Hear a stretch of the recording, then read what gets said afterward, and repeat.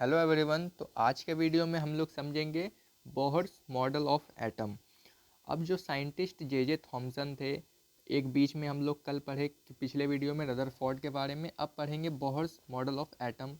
अब बोहर जो साइंटिस्ट थे उन्होंने क्या अपने मॉडल ऑफ एटम में कहा, तो इनको आने की क्या ज़रूरत पड़ी। तो पहली बात, हम लोग को ये बात पता है कि किसी भी साइंटिस्ट का नाम तभी आया सामने जब किसी साइंटिस्ट के वजह से या किसी भी साइंटिस्ट के जो थ्योरी था उसमें कमी पाया गया। तो इनके यानी कि रदरफोर्ड के कुछ थ्योरी में कमी पाई गई, जिसके वजह से बोहर को अपना थ्योरी या अपना पोस्टुलेट्स को रखना पड़ा।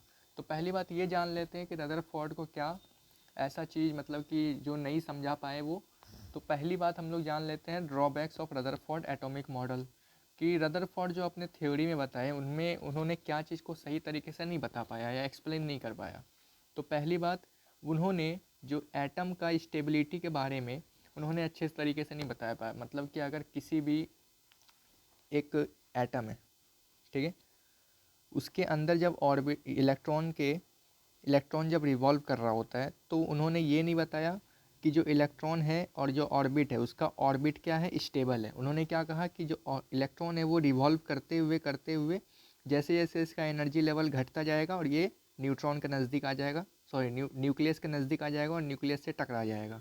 तो इनका यही कहना था। उन्होंने ये नहीं बताया कि जो ऑर्बिट होता है वो स्टेबल होता है, ठीक है। तो वो इस चीज़ को मतलब कि एक्सप्लेन नहीं कर पाए थे। दूसरा क्या था, could not explain the arrangement of electron. उन्होंने इलेक्ट्रॉन के अरेंजमेंट को भी सही तरीके से नहीं दर्शा पाया कि इलेक्ट्रॉन जो है वो अरेंज कैसे रहता है।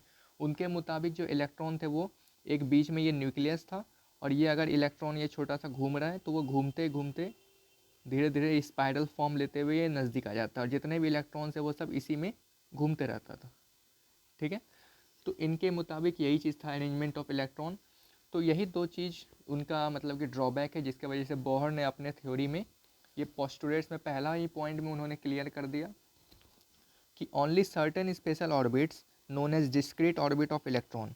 उन्होंने यही बता दिया कि इलेक्ट्रॉन जो है वो एक स्टेबल ऑर्बिट में घूमता रहता है। अगर एक एटम है, बीच में न्यूक्लियस है, इसका एक सेपरेट ऑर्बिट होता है जिसमें इलेक्ट्रॉन रिवॉल्व करता रहता है, ठीक है। दूसरा पॉइंट उन्होंने क्या बताया, वाइल रिवॉल्विंग इन डिस्क्रीट ऑर्बिट, किसी भी ऑर्बिट में जब इलेक्ट्रॉन रिवॉल्व कर रहा होता है तो वो एनर्जी रेडिएट नहीं करता। जबकि रदरफोर्ड ने क्या कहा था कि धीरे धीरे एनर्जी जो है इलेक्ट्रॉन का कम होता जाएगा और वो फिर ये न्यूक्लियस के नज़दीक आके न्यूक्लियस से टकरा जाएगा। लेकिन बोहर के मॉडल के एटॉमिक मॉडल के अकॉर्डिंग ये साबित हुआ कि जो इलेक्ट्रॉन है वो रिवॉल्व करता रहता है और वो कोई भी एनर्जी को रेडिएट या एमिट नहीं करता है, ठीक है। दो पॉइंट था। अब इन्होंने ये तो बता दिया कि ऑर्बिट है होता है, ऑर्बिट कैसा होता है, तो स्टेबल होता है, ठीक है, स्टेबल ऑर्बिट होता है। ऑर्बिट रोटेट या रिवॉल्व नहीं करता रहता है, ऑर्बिट स्टेबल रहता है। इलेक्ट्रॉन्स उसके इर्द गिर्द या उसके उसी के ऊपर रिवॉल्व करता रहता है। अब यहाँ पे ऑर्बिट या सेल, उसको उन्होंने एनर्जी लेवल कहा। अब एनर्जी लेवल क्यों कहा गया तो ये भी समझा देते हैं। एक एटम है, इसका एक न्यूक्लियस है, तो उसके आसपास कुछ ना कुछ ऑर्बिट है, एक ऑर्बिट, दूसरा ऑर्बिट, तीसरा ऑर्बिट और ये चौथा ऑर्बिट। तो हर एक ऑर्बिट का एक एनर्जी लेवल उन्होंने बताया कि जो न्यूक्लियस के सबसे नज़दीक वाला ये ऑर्बिट होता है, इसको उन्होंने सबसे कम एनर्जी लेवल का कहा। मतलब कि ये जो सबसे नज़दीक है न्यूक्लियस के, ये लो एनर्जी ऑर्बिट या लो एनर्जी लेवल कहा इनको।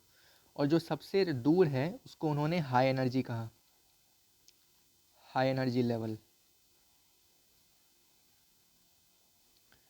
ठीक है।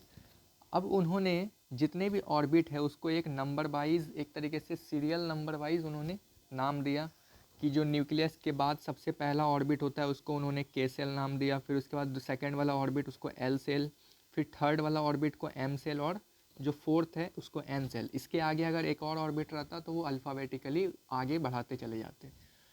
अगर हम लोग बोलें इसको अल्फ़ाबेटिकली नहीं, कहीं कहीं जगह पे एन का वैल्यू 1 लेकर के भी किया जाता है, first shell, second shell, third shell और ये फोर्थ सेल, इस तरीके से भी नंबरिंग किया गया है ऑर्बिट्स का।